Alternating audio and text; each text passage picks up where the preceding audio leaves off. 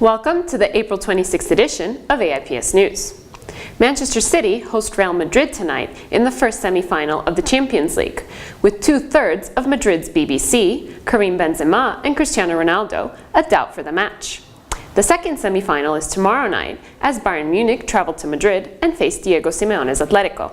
The Champions League final is scheduled for May 28th at Milan San Siro.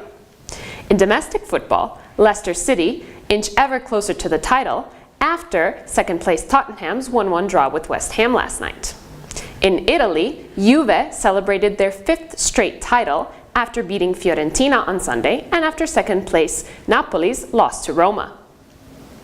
Last week, AIPS was present at the Sport Accord Convention in Lausanne, where a number of international federation presidents voiced their concerns over venues in Rio ahead of the Olympic Games. Good governance was also a topic discussed, where Ricci Vitti, the president of Sport Accord Convention, expressed his anger at European politicians for not investing more money in the fight against doping. The convention wrapped up with Swiss Secretary General of FIBA, Patrick Baumann, being elected new Sport Accord president and insisting on unity between Olympic and non-Olympic sports. Unity, however, is lacking in Baumann's own sport, as 14 European basketball federations are in danger of being suspended from upcoming competitions and Olympic Games. The 14 nations, including Spain, Italy, Serbia, and Lithuania, will have just a couple of weeks to convince their clubs to sign contracts with FIBA instead of EuroLeague for upcoming club competitions.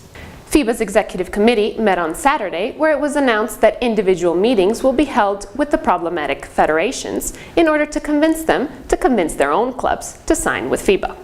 Rafael Nadal won his 49th clay court title after straight wins in Barcelona and Monte Carlo, equaling the record of Guillermo Vilas.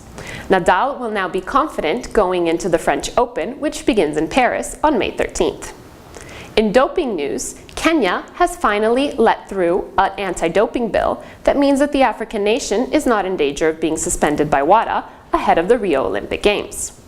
The Beijing lab, however, has been suspended by WADA for 4 months, meaning that the lab in China will not be able to conduct any blood or urine samples for the next 4 months.